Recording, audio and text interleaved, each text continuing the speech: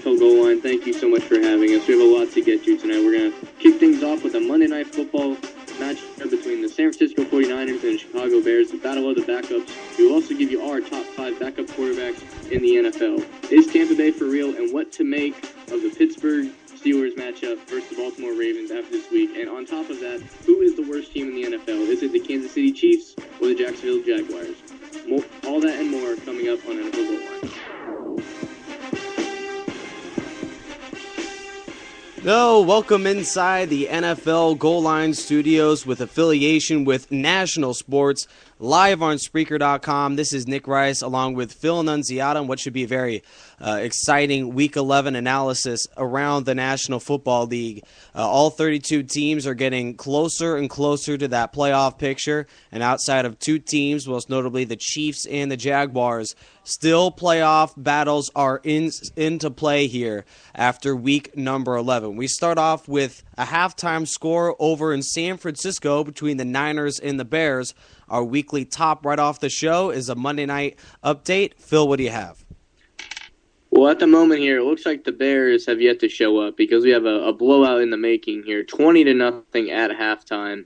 Colin Kaepernick has been playing very well for the Niners, getting in that 20-point lead. He's been playing like a starter. He has 184 yards passing and a touchdown with an 80% completion percentage. On the other side, Chicago's been abysmal on the offensive end.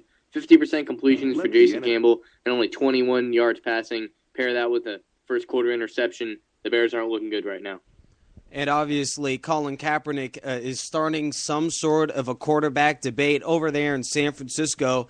Alex Smith might be the beneficiary of what is a tremendous defense and a great running game, along with receivers that are emerging among the elite in the National Football League. Colin Kaepernick, got to be a fan of a guy that can, in this day and age, seemingly has the legs, the mobility, and the running, also with the deep ball capabilities to compare with the greats, that are young and up and coming in this league, most notably Robert Griffin, maybe a Cam Newton if he could rain down those throws, and Andrew Luck, guys that can run around the pocket, that can create plays with their feet, because with these speedy pass rushers, that might be what it takes in the next 5 to 10 years. You can just see a new era of quarterback. Colin Kaepernick fits that mold, and he is just a young guy getting into his groove and playing against a team like Chicago, a tremendous pass defense.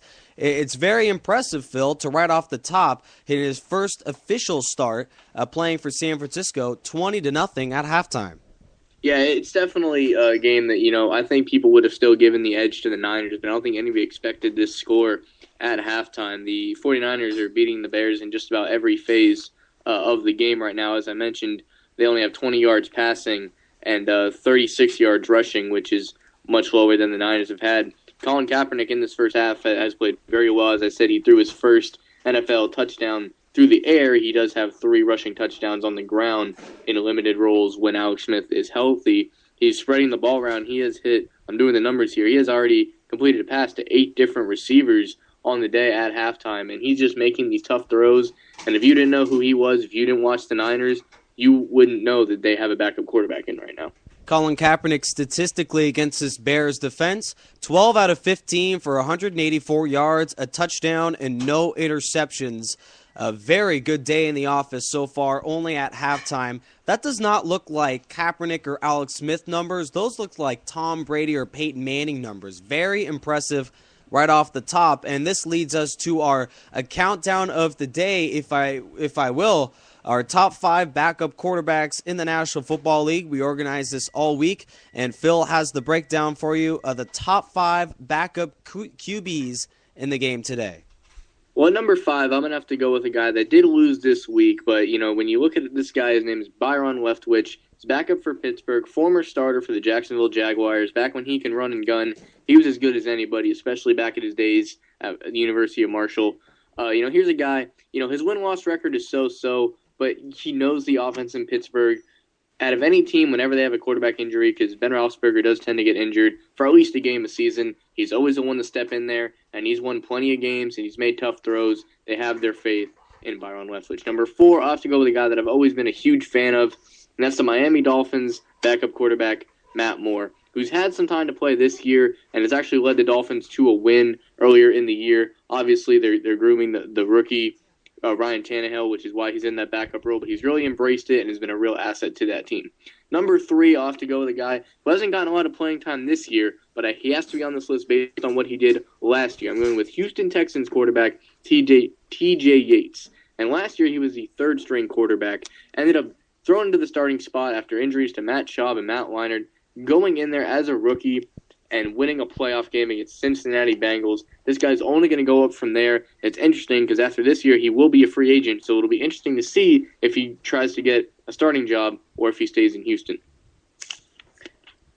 And that'll be very interesting. TJ Yates is a very impressive quarterback, and obviously he can make a do in the playoffs as well. Interesting countdown, Phil, and it'll be interesting for the final 2 spots because we haven't seen any of the quarterbacks in this San Francisco game yet crack the countdown. Wonder if Colin Kaepernick or obviously the Jason Campbell-led Chicago Bears will make the countdown for the top 2.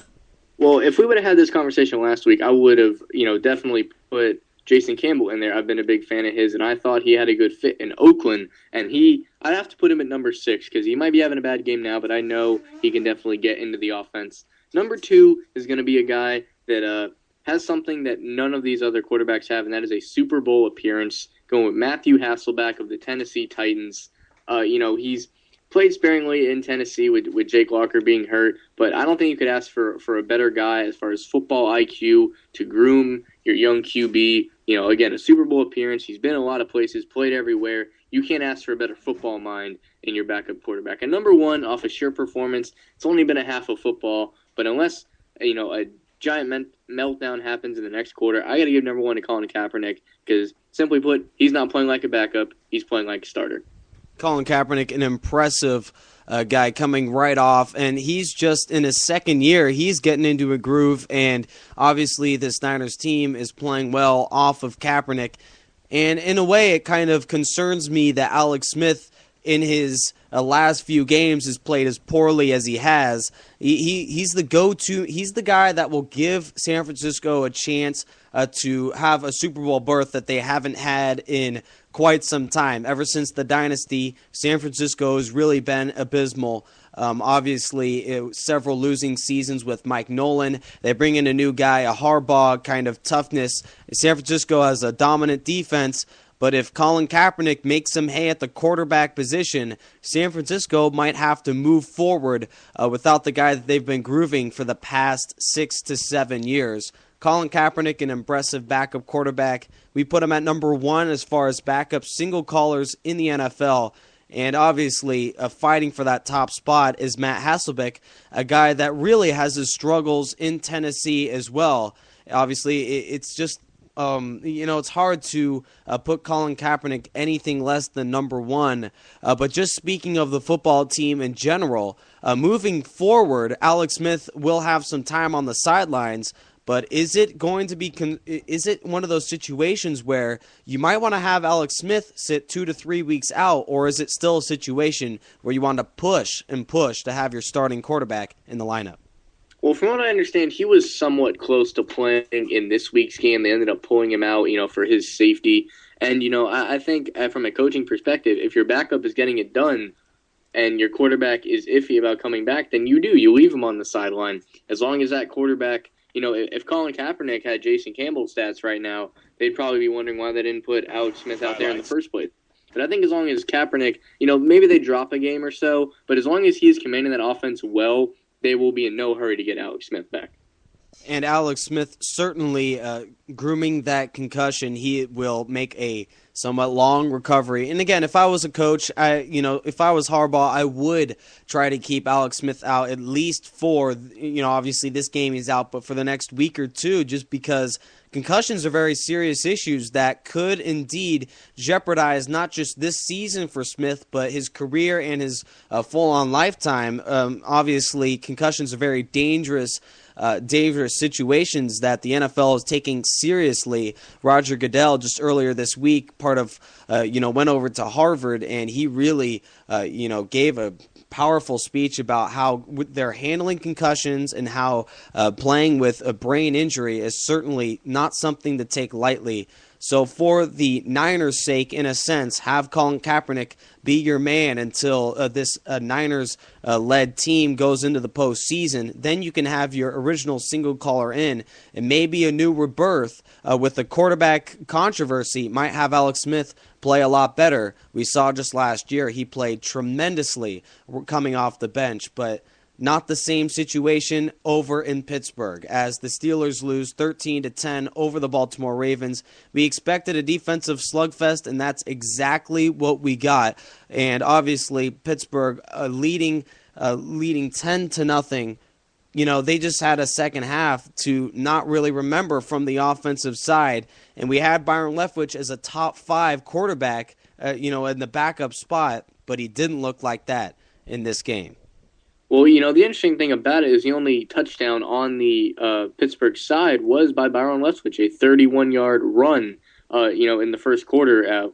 So really, I think he did all he could do. You look at his stats, just under 50% completions, 201 yards, and 1 interception. I watched, a good portion of this game, and I just felt that, you can assume that he's not going to be in perfect sync with his receivers. I mean, that's one of the problems of being a backup.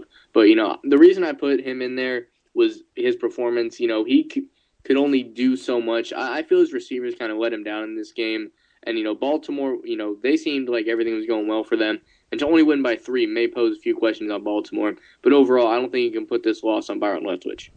Obviously, the receiving core was weak going into this game, and obviously there was injuries on that front, and things did not help when the offensive line could not protect Byron Leftwich, and things really broke down later on in this game. Also, the rushing game was not able to carry Leftwich as well, and tip the hats off to the Baltimore defense that really came up in this game. The Steelers were confident and the Ravens were confident. And the worry I have in this matchup is implications on Steelers' side are really concerning because they only have a 1-game lead in the wild card chase, and then they also have to face Baltimore in their house 2 weeks from today, and that will really cause a big-time concern for a Steelers squad that might, in 2 weeks, not even have their starting quarterback, Ben Roethlisberger, in, and with the hometown crowd seeing an abysmal offensive performance, really, it concerns me that Pittsburgh, with an only 1-game lead in the wild card chase, is really struggling offensively, and as we saw earlier in the year, the injuries might catch up to Pittsburgh, may concern me down the stretch, Phil. A team that is limping into the postseason might not even have a chance late in the year to get there. Yeah, it's interesting to see. It seems like we see this every year with Pittsburgh, whether it be Ben Roethlisberger or their running backs. They've been doing it by committee for the past couple of years. You look at these guys, and then you have the holdout with, Mike Wallace and players of that nature. It just seems that I can't remember the last time that this team as a whole, the way it looks on paper, or the way it would look on Madden or something like that, is on the field. There's always something going on with Pittsburgh, and it definitely stops them from being all they can be. And obviously, Byron Leftwich took a beating in this game. Offensive line might be the fault here. The receivers did not help, and it seemingly is showing on the very next day after this game. Baltimore Ravens beat the Steelers 13-10, and then Steelers are on the lookout for more wide receiver depth. Plaxico Burress tried out with this team earlier on in the week. And what does this say, Phil, as far as if Plaxico Burress can get on the team? I believe that he is a red zone threat that can compete with any of the receivers receiving, on this team outside of Mike Wallace. So for Pittsburgh, this could be a positive scenario for them. And if he's on this football team, I believe that he can be a 1 to 2 touchdown performer throughout the remainder of the season that can really help the Steelers, with a weak receiving core and with a backup quarterback in the starting lineup.